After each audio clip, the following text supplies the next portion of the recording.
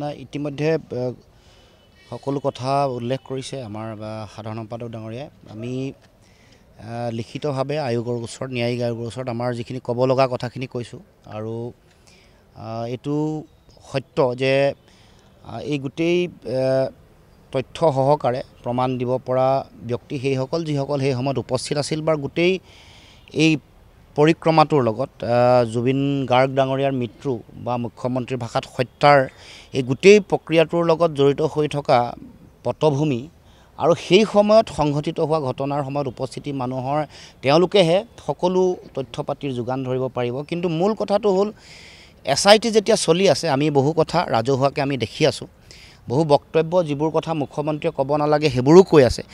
তাৰ মাজত আমি যিবোৰ ন্যায়িক লেকুনা দেখিছোঁ, য'ত ফাঁক আছে, যিবোৰ বিভিন্ন ধৰণেৰে ফৰেনচিক ৰিপৰ্ট যেনেকৈ ল'ব লাগে তাৰ কাৰণে যিবোৰ চেম্পুল ল'ব লাগে, যিবোৰ কথা বিভিন্ন সেই সময়ত উপস্থিত থকা বিভিন্ন মানুহে কৈছে যে জুবিন গাৰ্গ ডাঙৰীয়াৰ নশ্বৰ দেহৰ ওঠ কলা হোৱা, ভৰিৰ আঙুলি নীলাৰ বৰণ ধৰা, এইবোৰৰ লগত আমি সময়ে সময়ে বহু কথা কৈ গৈছোঁ। এতিয়াও সেইবোৰ কথা উল্লেখ কৰিছোঁ যে নীলা হ'লে কি হ'ব পাৰে, কি চেম্পুল আচলতে লোৱাৰ প্ৰয়োজনীয়তা আছিল বা এটা এনেকুৱা ঘটনা সংঘটিত হ'লে ফৰেনচিক ডিপাৰ্টমেণ্টৰ তেওঁলোকৰ এটা ৰেগুলাৰ চিডিউল থাকে, এইবোৰ বস্তু ল'ব লাগে। আৰু এই যিসকল তাত আজিও সেই সময়ত উপস্থিত থকা এজন মানুহ ইয়ালৈ অসমলৈ অহা নাই। জুবিন গাৰ্গৰ মৃত্যু আমাৰ বাবে বৰ শোকজনক আৰু এতিয়াও সেই শোক পাহৰিব পৰা নাই। আৰু যিহেতু মৃত্যুৰ লগতে ৰহস্য ঘনীভূত হৈছে, গতিকে আমি সকলোৱে এই ৰহস্য উদ্ঘাটন কৰি তেখেতৰ যাতে প্ৰকৃত ন্যায় পায় আৰু তেখেতৰ মৃত্যুৰ লগত জড়িত অপৰাধী যাতে ধৰা পৰে তাৰ কাৰণে আমি সকলোৱে আগবাঢ়ি আহিব লাগে। আজি মই নিজৰ কৰ্তব্য বা দায়িত্ব পালন কৰিলোঁ যে ছিনিয়ৰ চিটিজেন হিচাপে। আৰু ক'বলৈ গ'লে মইতো তাত আৰু আমি সেই স্পটততো যোৱা নাছিলোঁ। এতিয়া যিখিনি আমি দিবলগীয়া হৈছে প্ৰিণ্ট মিডিয়া আৰু ইলেক্ট্ৰনিক মিডিয়া বা তাৰ পৰা পোৱা ভিডিঅ' এইবিলাকৰ ওপৰত নিৰ্ভৰ কৰি দিবলগীয়া হৈছে। আমি প্ৰত্যক্ষদৰ্শী নহয়, কিন্তু এইবিলাকৰ ওপৰত ভিত্তি কৰি যে ৰহস্য যাতে উদ্ঘাটন হয় আৰু তালৈ যোৱা, বিশেষ কৰি তালৈ যিখিনি গৈছিলে মানুহ প্ৰতিজনেই প্ৰত্যেকজনেই যাতে তাৰ ইয়াৰ সাক্ষ্য আইনৰ আওতাত আহে। আৰু SIT যিখিনি কৰিছে তাত বহুত মানুহ এতিয়াও হয়তো বাদ পৰি আছে তালৈ যোৱা মানুহ, কোনোবা হয়তো প্ৰভাৱশালী বা কোনোবা কাৰোবাৰ পৰিয়ালৰ মানুহ।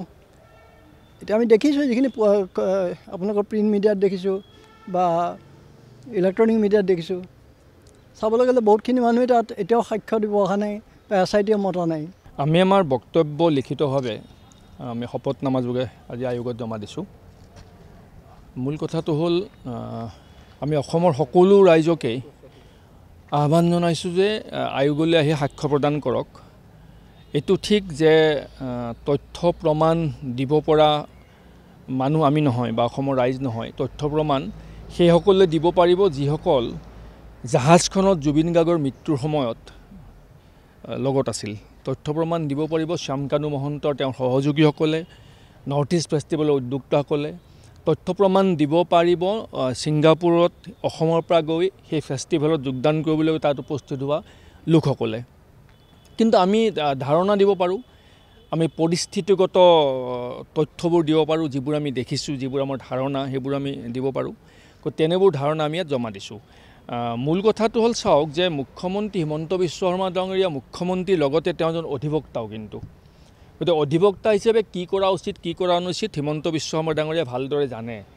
জনাৰ পাছতো হিমন্ত বিশ্ব শৰ্মা ডাঙৰীয়াই কৰিব লগা বহু কাম নকৰিলে আৰু নকৰিব লগা বহু কাম তেওঁ কৰিলে। সেই তাৰ অভিপ্ৰায় কি সেইটো সময় উত্তৰ দিব। কিন্তু আমাৰ যিটো সন্দেহৰ য'ত অৱকাশ ৰৈ গ'ল সামগ্ৰিক তদন্ত প্ৰক্ৰিয়াটোত, সেই কথাবোৰ আমি আয়োগক জানিবলৈ দিছোঁ, আমাৰ মনোভাৱ ব্যক্ত কৰিছোঁ। আয়োগে যেতিয়া আমাক সাক্ষ্যলৈ মাতে আমি তেতিয়া সাক্ষ্য দিবলৈ পুনৰ আহিম যেতিয়া আমাক হিয়াৰিং হ'ব। আৰু মুখ্যমন্ত্ৰী ডাঙৰীয়াই যিহেতু হত্যাকাণ্ড বুলি স্পষ্টভাৱে ৰাজহুৱাভাৱে একাধিকবাৰ ঘোষণা কৰিছে, দৃঢ়তাৰে ঘোষণা কৰিছে, গতিকে মুখ্যমন্ত্ৰীৰ দায়িত্ব থাকিব হত্যাকাণ্ডৰ আঁৰৰ ষড়যন্ত্ৰ কোনে ৰচনা কৰিছিল, হত্যাকাণ্ড কোনে সংঘটিত কৰিছিল সেইখিনি প্ৰমাণ কৰাৰ দায়িত্ব নিশ্চিতভাৱে মুখ্যমন্ত্ৰীৰ ওপৰত থাকিব। তেখেতে এইটো প্ৰমাণ কৰিব লাগিব, কাৰণ তেখেতে কৈছে এইটো হত্যাকাণ্ড।